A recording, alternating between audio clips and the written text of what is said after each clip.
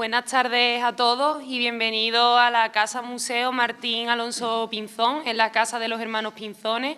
Nos encontramos en un lugar histórico donde estas paredes escucharon las primeras conversaciones que tuvieron los hermanos Pinzón con Cristóbal Colón para hacer la travesía y que desembocó en el descubrimiento de América. Y la verdad que es un lugar muy característico en Palos de la Frontera y nos alegra poder recibiros a todos aquí y que se convierta en el día de hoy en un lugar de debate, de intercambio de conocimiento y sobre todo mirando al futuro, sobre los combustibles verdes. En Palos de la Frontera apostamos por nuestra historia, pero también por la formación y el avance en la industria. Queremos una industria que se asiente en nuestro municipio, una industria verde, una industria cada vez más limpia, donde todas nuestras empresas, comenzando por Moeve, que ha dado el primer paso, sean el ejemplo a seguir por las demás. Por eso todo este tipo de iniciativa que viene de la mano de la Universidad de Huelva con fantásticos ponentes que ahora nos lo presentarán, lo acogimos con mucha alegría. Desde aquí os quiero dar la bienvenida y sobre todo que sea un lugar fructífero y que disfrutéis y lo más importante, a los que no conozcáis, como es el caso de ella, la historia de la Casa Martín Alonso Pinzón, sabéis que en cualquier día os podéis acercar, podéis conocer, tenemos nuestro guía turístico, además de más puntos de interés turístico en nuestro municipio y podréis ver qué similitud tiene la historia con el futuro verde que tiene la industria de Palos de la Frontera. Muchas gracias.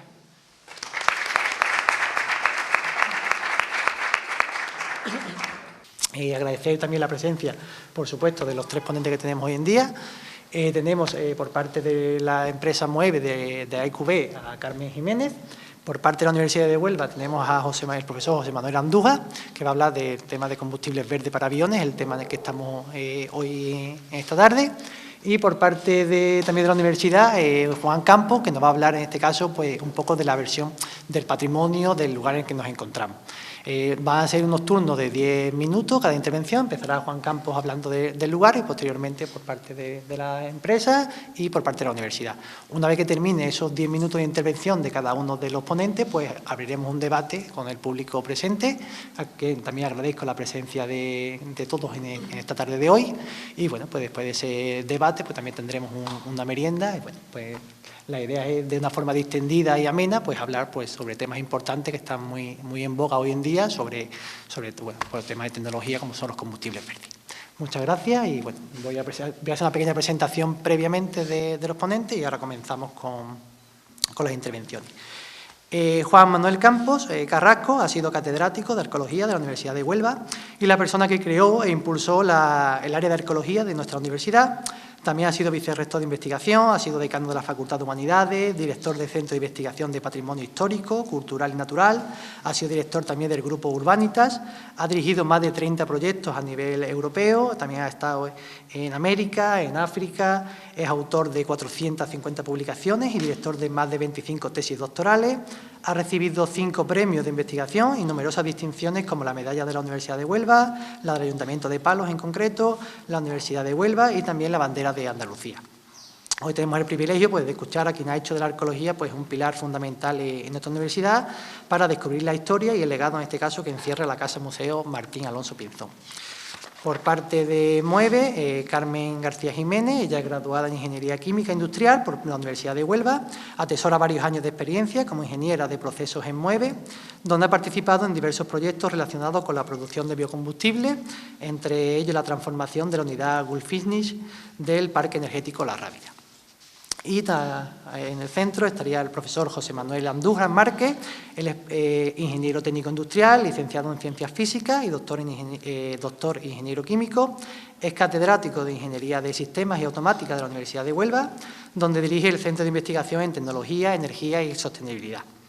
Ha publicado más de 600 trabajos, entre artículos, libros, capítulos de libros, etcétera, conferencias, ponencias. La Universidad de Stanford lo ha evaluado recientemente como en el ranking superior al 98% de los investigadores con mayor impacto científico de la historia, desde 1788 hasta nuestros días, concretamente en el campo de la energía. Ha dirigido más de 85 proyectos de investigación, 20 tesis doctorales, es presidente del Comité Español de Automática, una de las sociedades científicas y tecnológicas más importantes de España, es miembro del Comité de Expertos de la elaboración de la Estrategia Energética de Andalucía y coordinador de la Plataforma Española del Hidrógeno. A lo largo de su carrera profesional, pues ha recibido 36 premios y distinciones. La última, recientemente, ¿no? estos últimos días, ha sido galardonado con el Premio de Excelencia Investigadora José Luis García Palacio en el área de la ciencia y la tecnología. Como podéis ver, tiene unos currículos extensísimos y, bueno, pues agradecer nuevamente la presencia de los tres y, bueno, doy paso para que hagan las ponencias. Muchas gracias. Buenas tardes.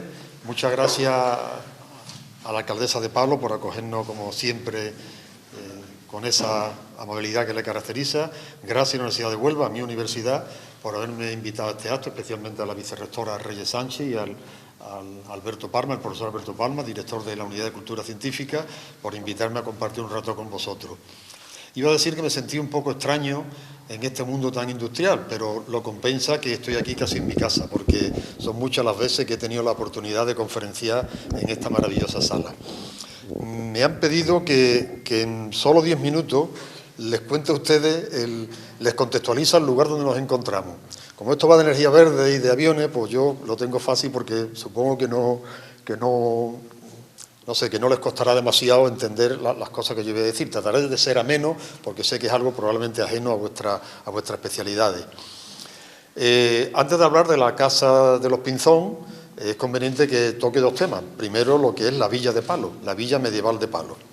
Aunque el origen de la villa de Palo es de época romana, cosa que muy poca gente sabe y que nosotros hemos demostrado en nuestras investigaciones, es un puerto, un pequeño fondeadero de época romana que se ubica en la orilla de enfrente, en la ladera del cementerio, pero como esa parte es la que primero se embarranca y deja de ser navegable, en la propia época romana ya se vienen a esta orilla donde hoy está la ciudad de Palo. Pero realmente documentación de lo que es la villa, pues no tenemos hasta época medieval. Son 3 fechas clave las que hay, la de 1292, cuando Sancho IV le entrega la torre y heredad de Palo al almirante Pallaria Chaniro, creo que era el segundo apellido, una torre que según mi hipótesis es la torre actual del castillo, a partir de la cual se va desarrollando el resto de la fortaleza.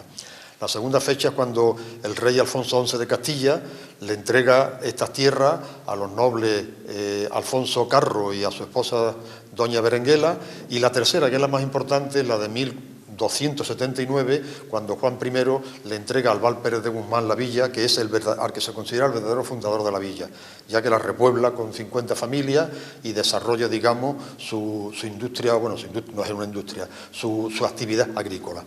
Sin embargo, la importancia real de Palo data de mediados del siglo XV, cuando Palo se convierte en un próspero puerto. Esa prosperidad, que sobre todo se produce entre 1470 y 1479, es en el contexto de las guerras entre España y Portugal por la sucesión de la corona española, entre Juana la Beltraneja y la reina Isabel, y los marineros palermos aprovechan para obtener muchas concesiones, entre ellos la patente de corso. De forma que se convierte en unos marineros totalmente experimentados en lo que es el mundo, en los viajes atlánticos, con Canarias, con Guinea. Hay que pensar que aquí, a este puerto, arribaban naves inglesas, bretonas, flamencas, italianas, es decir, era un puerto de mucha importancia. La gente cree que el puerto se volvió importante porque vino Colón, y es al revés. Colón vino aquí porque era un puerto importante. De hecho, la presencia de Colón y el descubrimiento de América es lo que acaba con Palo, es lo que da el mazazo definitivo y lo que arruina realmente Palo, que no se recupera ya hasta prácticamente el siglo XVIII. Pues bien, aquí, digamos, comienza esa aventura que todos ustedes conocen del descubrimiento de América. La reina Isabel, que era una visionaria, era una mujer adelantada a su tiempo, cuando decide financiar la empresa, compra la mitad de la villa. A ella la villa le daba exactamente igual, no le interesaba, pero es que compra la mitad de la villa donde casualmente estaba el puerto. Esa mitad de la villa se la compra a los condes de Cifuentes, el resto lo tenían otras casas nobiliarias, como los Medina Sidonia, por ejemplo, o los condes de Miranda, que son los que construyen la iglesia de San Jorge. ¿Y por qué le interesaba que el puerto estuviera en la mitad que compra? Porque el puerto se convierte en un puerto de realengo. Y al ser de realengo, la empresa que parte de aquí es una empresa de realengo y no una empresa nobiliaria de la nobleza. Una apuesta que, como todos ustedes saben, a la larga le salió extraordinariamente bien, como casi todo lo que emprendía la reina Isabel. Pues bien, les cuento todo esto porque este puerto estaba muy ligado a esta casa, por varias razones. Una primera más anecdótica, pero también hay que narrarla. El puerto de Palo cae totalmente en el olvido. El puerto, por causa, digamos, climatoantrópica, es decir, un abandono de su infraestructura y una acción natural que va haciendo que se colmate toda la ensenada y se pierde por completo el recuerdo del puerto, hasta el punto que nadie sabía dónde estaba el puerto realmente. Sí, estaba aquí, está la fontanilla que marca, pero ¿dónde está el puerto? ¿Cómo era su fisonomía? Había hipótesis de que las naves recalaban en lo que es en medio de la ría y luego venían con embarcaciones pequeñas. Nosotros hemos mostrado que ni mucho menos, que hay un canal navegable que llega hasta el interior de la ensenada y hasta la vaguada, donde se ubicaban las infraestructuras portuarias, que estaban perdidas. En el año 90 pues hicimos una primera aproximación, fue una cosa muy rápida, pero ya dijimos dónde nos parecía que estaba el puerto. Y es a partir del 2013-2014, donde esta vez con muchos medios, aportados por el Ayuntamiento de Palo, todo hay que decirlo, cualquier error y cualquier creencia era imputable a nosotros, porque todo lo que pedíamos siempre se nos ha concedido. Hicimos un proyecto de mucha envergadura que ha dado con el descubrimiento del puerto y de su estructura. Hoy están visibles, aunque todavía no de forma regular al público, está sujeta a unos 4 o 5 proyectos que están en marcha, algunos ya han empezado y espero que en breve pues sea un poco de disfrute no solamente de los palermos, sino de toda la ciudadanía por la importancia histórica que ese sitio tiene. Pues bien, ese puerto está muy ligado a esta casa. Primero porque en ese puerto nosotros hemos encontrado todo lo que la ordenanza decía. Había una fuente, que es la fontanilla, esa pues estaba ahí, unos astilleros que no se encuentran porque es carpintería de ribera, pero sí hemos encontrado los elementos arqueológicos que demuestran la existencia de ese astillero, como el instrumental y demás. La alota, que es el corazón del puerto, donde Colón se sienta a negociar con los marineros palermos, además de en esta casa, como ha indicado antes la alcaldesa, donde está el bodegón, donde está la fonda para que se queden los capitanes de los barcos y demás, y el almacén. Pero además también tiene una cosa que la ordenanza decía que era el forno. El forno pensamos que era un horno, y nos extrañaba mucho porque había mucha documentación para regular el funcionamiento del horno. Dios mío, todo esto para un horno resultó ser, cuando hemos excavado, que no es un horno, es un alfar completo, es decir, es una instalación industrial alfarera que hoy día, arqueológicamente hablando, es la más importante de Europa, de época medieval, la que tiene las mayores producciones que se conocen hasta este momento. Esos hornos hay de muchos tipos, hay hornos de alimento, como dicen las ordenanzas, para proveer a los marineros en su singladura y para abastecer la lota, para que los marineros que se queden en tierra puedan comer, y hay hornos de cerámica, de toda una suerte de cerámica de mesa, de cocina, contenedores, transporte. Una cosa peculiar son los conos de azúcar. Tuvimos la suerte de encontrar un cargamento que no se llegó a embarcar nunca, con 80 o 90 conos intactos, en perfecto estado de conservación. No los pagarían, lo que fuera, que se quedaron aquí en tierra. Esos conos iban a los ingenios azucareros que no tenemos aquí, es decir, a los de Guinea y a los de Canarias. Hoy en Canarias están apareciendo ya los conos que proceden del alfar del puerto de Palo. Pero, y ahí viene la primera vinculación con esta casa, también tenía 2 hornos de cal y 2 hornos de ladrillos y tejas, que son los ladrillos, las tejas y la cal con la que se construyó las casas de la próspera villa de mediados de Palo del siglo XV, y no solo las casas. La iglesia de San Jorge se construyen con esos ladrillos, y esta casa se construye con esos ladrillos. Dirán ustedes cómo lo sabemos, por una técnica que es la mensocronología, que nos permite la comparación, los análisis de lo que sería el ADN del ladrillo, digamos, ¿no? Los elementos traza. Algunos de esos ladrillos se conservan todavía en esta casa, porque lo que estamos pisando está un poquito más alto del nivel original de la casa. Pero a la entrada a la derecha verán ustedes unas cristaleras con unos ladrillos que son los originales en posición y en el propio ladrillo de la casa. De ahí la primera vinculación, que en realidad es anecdótica. La vinculación real de esta casa con el puerto está en sus moradores, porque fueron grandes artífices del descubrimiento de América. Esta casa la construye Martín Pinzón, un acaudalado marino con mucho potencial, y aquí nacen sus 3 hijos. Martín Alonso Pinzón, Vicente Yáñez Pinzón, que son los dos más conocidos porque fueron respectivamente los capitanes de la Pinta y la Niña, y Francisco Martín Pinzón. Sin duda, la familia Pinzón jugó un papel extraordinariamente importante en lo que fue el descubrimiento de América. Hasta tal punto que hay una línea historiográfica que atribuye el descubrimiento de América en coautoría a lo que sería sobre todo Martín Alonso Pinzón y el propio Cristóbal Colón. Bueno, ahí lo dejo, es una línea que defiende, digamos, esa hipótesis. De forma que esta casa, su ligación fundamental con el puerto está precisamente en esa razón, ¿no? La casa se construye inicialmente, como digo, por Martín Pinzón a mediados del siglo XV, inicialmente concebida como una casa, digamos, de prestigio, ¿no? Como una casa palacio, una casa que tendría una fisonomía distinta a la que tiene ahora. La fachada es del siglo XVI, encalada, destaca la portada de ladrillo, como ustedes habrán visto, con una hornacina que está enmarcada por dos pilares de ladrillo y una azulejería a los lados, que sin duda procede de los afamados alfares de la Vega de Triana, en Sevilla. Hay quien dice que puede ser de los Polidos, puede ser de cualquier alfarero, incluido el propio Niculoso Pisano, el famoso Niculoso Pisano, que en ese momento está fabricando azulejos como otros alfareros en los alfares, como digo, de la Vega de Triana en Sevilla. La casa es de autor desconocido y está ubicada en un sitio privilegiado. Hoy se llama la calle Almirante Cristóbal Colón, pero esto era el Camino Real, que venía desde Moguer y mucho más atrás y que unía el puerto con la Rábida. Pero claro, ¿qué ocurre? Que con el descubrimiento de América, Palo entra en una decadencia enorme, dirán ustedes. ¿Por qué? Porque se descapitaliza humanamente. Como la Casa de la Contratación pasa primero a Sevilla y luego a Cádiz, de aquí emigra todo el mundo. Armadores, capitanes, pilotos, marineros experimentados, y esto, digamos, se queda sin potencial humano ninguno. Con lo cual, Palo se sume en una crisis tremenda que no se recupera hasta por lo menos mediados del siglo XVIII. La casa entra en ese declive también y la casa se restaura ya de nuevo en el siglo XVIII con esta fisonomía más de arquitectura popular, que es lo que hoy vemos. Es decir, pasa de ser una casa, digamos, señorial de marinos acomodados a una casa de, no labriego, porque no es que fueran labriegos, pero de propietarios agrícolas, con otra característica, como digo, mucho más popular. La casa tiene muchas adiciones, muchas transformaciones, porque la casa ha pertenecido secularmente a los Pinzón y han vivido aquí. Y la han tenido en propiedad, no tengo el dato, no sé si hasta que se la compra el ayuntamiento, no sé si el ayuntamiento se la compra directamente a los Pinzón o por medio ha habido otro, ese dato no lo tengo ahora mismo, lo tenía que haber averiguado.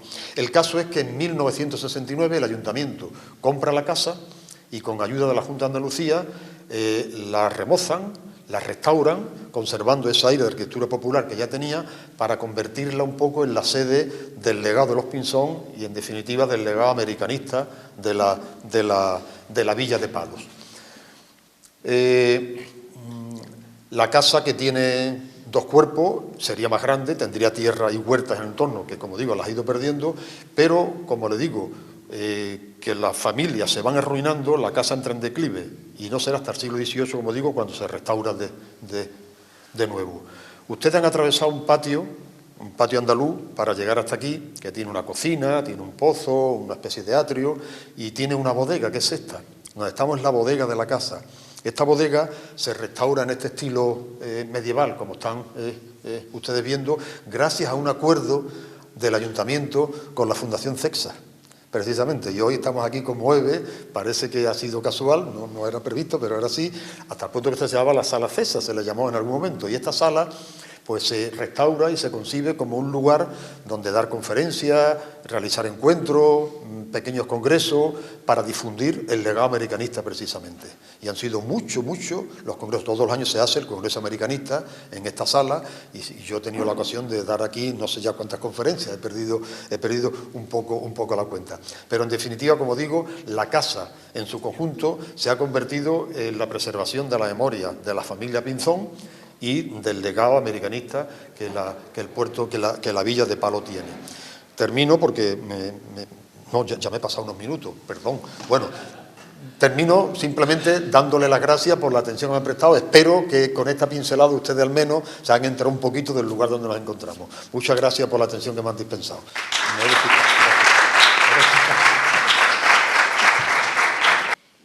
Bueno, en primer lugar, dar las gracias por permitirme asistir a esta ponencia.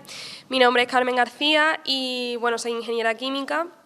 Estudié aquí en la Universidad de Huelva y actualmente pues trabajo en Moeve. Durante los 4 años que llevo en la empresa, pues he tenido la suerte de participar en un proyecto muy importante, como fue el de la transformación de una unidad que era de los años 1960, para poder llegar a la producción del primer HVO y el primer SAF que se hizo a nivel nacional. Bueno, mi presencia aquí hoy es un poco para contaros esa experiencia en este proyecto, porque para nosotros, para Moeve, ha sido un proyecto de gran importancia, ya que nos ha permitido, bueno, ser innovadores en un tipo de materia prima, ser innovadores también en un producto que para todos era desconocido, como es el HVO y es el SAF, y también nos ha permitido pues aprender muchísimas cosas para poder seguir en esta transformación que hoy en día estamos sumergidos. Como ya es conocido por todos, pues está ya en construcción la nueva planta de producción de HVO y de SAF, y bueno, pues sin esta pequeña prueba a nivel industrial que pudimos desarrollar en el año 2022, pues igual este proyecto hubiera sido más dificultoso. Un poco por poneros en contexto, pues Gulfinishing era una unidad pues eso, del año 1960 que se encargaba de producir diésel, de producir Ceparex, que era un combustible que se utilizaba en calderas, o de producir incluso el diésel Volkswagen, que era el que se utilizaba en los primeros coches que se vendía por parte de la marca Volkswagen. Y bueno, gracias al estudio que se hizo y al proyecto que se llevó a cabo, pues con ciertas modificaciones fuimos capaces de producir HVO y SAF. El proyecto, la verdad, que la importancia que tuvo no fue solo por este hito, sino también porque en la empresa fuimos avanzando y fuimos desarrollando un poco todo al mismo tiempo. Se hicieron estudios a la vez que se estaba llevando a cabo la construcción. Todo el equipo, tanto los ingenieros como los jefes, como los operadores de campo, todos hemos ido aprendiendo día a día mientras se ha ido desarrollando el proyecto, pues cosas tan importantes como la materia prima, que es completamente nueva y que no tiene nada que ver con lo conocido hasta ahora, que es el petróleo. Los aceites vegetales son una materia prima muy novedosa, pero también son muy peculiares porque llevan unas consecuencias en términos, por ejemplo, de metalurgia que no conocíamos hasta ahora. Mientras estábamos aprendiendo un poco sobre estos productos nuevos, sobre estas materias primas, a la vez estábamos llevando a cabo la construcción de ese revamping, y a la vez también pues aprendíamos cosas aprendíamos también de la parte más técnica, como puede ser de la parte de la reacción del aceite, de los catalizadores. Este proyecto era tan grande que se tuvo que dividir incluso en 3 fases. En una primera fase hicimos la producción de SAF. En esa primera fase conseguimos alcanzar las 1.600 metros cúbicos, primeros metros cúbicos de SAF. Para ello lo que tuvimos que llevar a cabo fue, bueno, mejoras en términos de la seguridad, porque el aceite vegetal pues tiene una característica muy peculiar, y es que las reacciones que produce tienen un gran potencial de temperatura, entonces puede producir termicidades muy grandes. Entonces pues hubo que hacer muchas mejoras en cuanto a términos de seguridad, y luego mejoras en cuanto a los catalizadores. El aceite vegetal se convierte en un catalizador de desparafinado, y luego tenemos un catalizador que es de isomerización, que lo que nos permite es mejorar las propiedades en frío. En un combustible que se utilice para aviación, por ejemplo, como es el SAF, Las propiedades en frío pues son, por no decir la más importante, de las más importantes. Y con estas mejoras que hicimos, nosotros llegamos a producir un SAF con un 5% de procedencia vegetal, que en su momento cuando hicimos el test pues era por normativa el máximo porcentaje que se permitía. Y las propiedades en frío que obtuvimos pues fueron incluso mejores que las de un combustible de aviación convencional. Llegamos a alcanzar propiedades de temperaturas de congelación de incluso menos 50 grados. También, pues, a lo largo del proyecto, como comentaba, hemos estado aprendiendo a diario. Es una tecnología muy innovadora que incluso los propios comerciales que están en el trabajo del día a día, con los que teníamos conversaciones acerca de los catalizadores, los licenciantes, ellos mismos aprendían a la vez que nosotros. Hemos llegado a tener conversaciones en las que nos proponían: oye, estáis aprendiendo tanto que incluso queremos el talento que estáis obteniendo allí en Moeve, lo queremos aquí con nosotros, porque es cierto que era un aprendizaje continuo. Para nosotros fue una prueba industrial que nos ha valido muchísimo y ha aportado mucho valor para la producción, para la puesta en marcha y la construcción de esta nueva planta, pero ha sido un trabajo en términos generales muy recíproco con todas las empresas que hemos podido trabajar. Los licenciantes, los catalizadores nos usaban un poco también incluso como piloto, estábamos en contacto continuo para ver: oye, ¿qué pasa si hacemos esto? Oye, ¿y si probamos a subir temperatura? Y la verdad que haber formado parte de este proyecto ha sido personal, profesionalmente, y creo que también para la empresa, de gran valor. Y bueno, ahora mismo pues estamos en el foco de la transformación. La empresa ha apostado muy fuerte por este tipo de combustibles y al final creo que en ellos está el futuro y que tenemos la suerte de que Huelva es una de las provincias más importantes en las que este desarrollo va a ser pieza clave y un poco más, no sé, un poco mi experiencia y nada, de nuevo gracias por haberme invitado y espero que, bueno, un poco las pinceladas de lo que he vivido hasta ahora os haya servido de algo.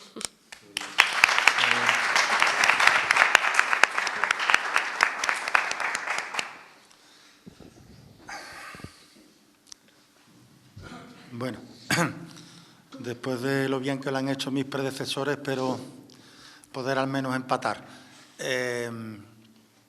Bueno, muchas gracias al Ayuntamiento de Palos, muchas gracias a la Universidad, a la Unidad de Cultura Científica por invitarme.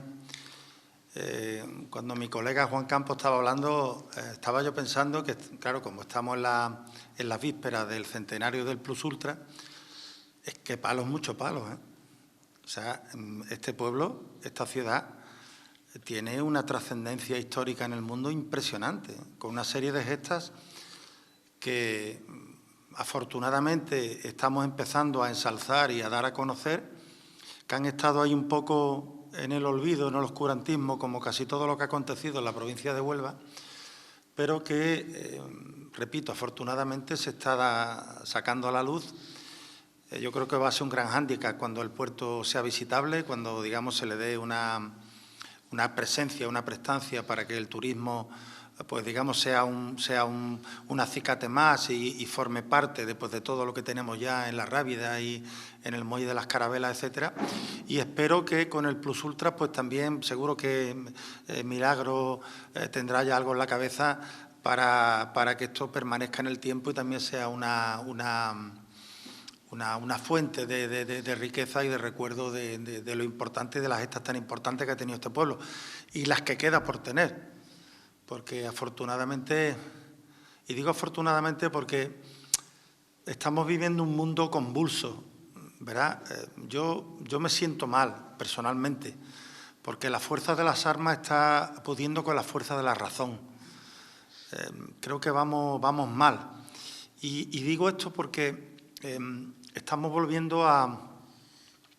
y ahora entro ya en el ámbito de la energía, a formas de hacer las cosas que ya creímos que estaban pasadas de moda, porque al mundo y a la humanidad no le conviene y sobre todo porque a las personas que nos van a suceder pues no tenemos ningún derecho a dejarles un mundo sucio e inhabitable. Y tenemos suerte porque el Parque Energético de Palos ha apostado radicalmente por una forma diferente de hacer las cosas. Se ha, permitirme una expresión, digamos, jocosa, se ha tirado a la piscina y ha dicho no, yo no quiero esta forma de fabricar combustible y de trabajar en el refino, yo voy a apostar por las energías limpias, cueste lo que cueste. Y es una empresa que ha dado un golpe de timón, desde mi punto de vista, muy acertado y, evidentemente, creo que somos un gran ejemplo a nivel mundial. Yo no traigo nada preparado, pero, bueno, a la vista de las personas que han intervenido antes que yo, me gustaría contar un poco lo sencillo que es poder hacer las cosas bien. Otra cosa es que se quieran hacer o no. El petróleo es una cosa que está compuesta de átomos de carbono y de hidrógeno, ¿vale? Tenemos carbono y tenemos hidrógeno. Y más cosas que no nos sirven. Por ejemplo, el petróleo venezolano tiene una cosa que no nos sirve, que es el azufre. Tiene mucho azufre porque es un petróleo bituminoso y, por tanto, el proceso de refino es más arduo, más caro, aunque, evidentemente, todas las refinerías de España podrían refinar el petróleo venezolano. Pero, fundamentalmente, lo que nos interesa del petróleo es el carbono y el hidrógeno, ¿vale? Bueno, entonces nos vamos a una refinería, nos metemos en un proceso y ahora empezamos a hacer combinaciones de carbono y de hidrógeno. Según una combinación obtenemos gasoil, según otra combinación obtenemos gasolina y según otra combinación obtenemos queroseno.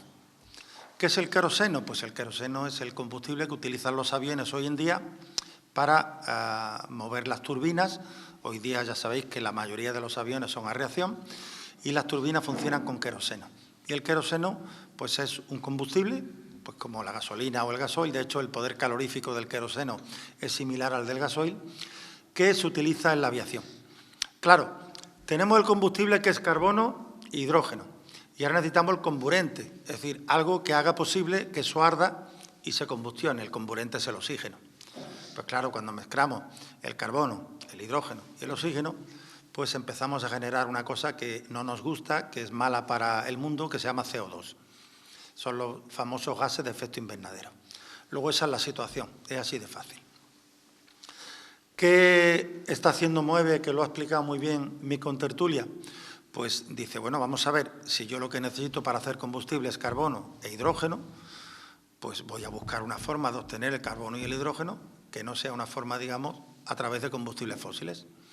Y una forma que se le ha ocurrido, pues hacer el biofuel, que es utilizar residuos, que antes teníamos un problema con esos residuos para reciclarlos, y esos residuos que son grasas, aceites, etcétera, pues se utilizan para producir esas cadenas de carbono e hidrógeno y, por tanto, fabricar biocombustibles.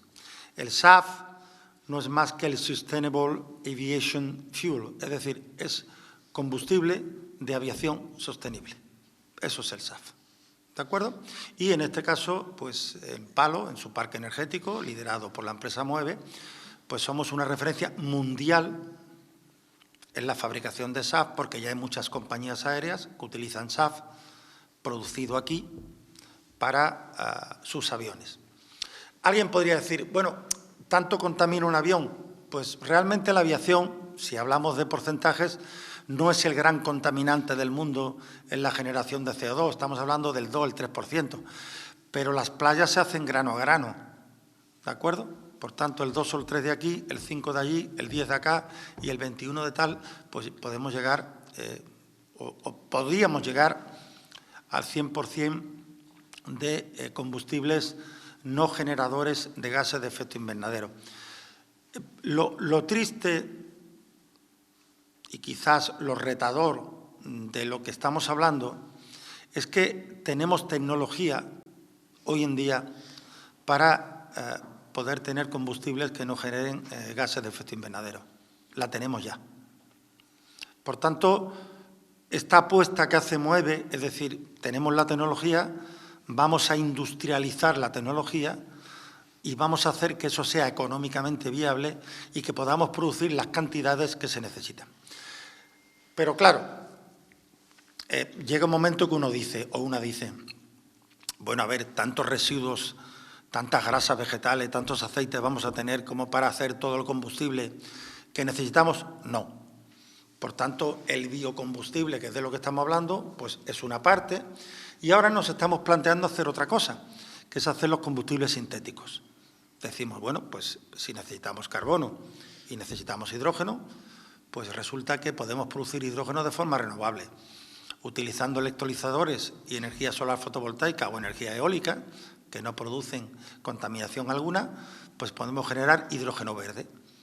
Es que Moeve también está en eso.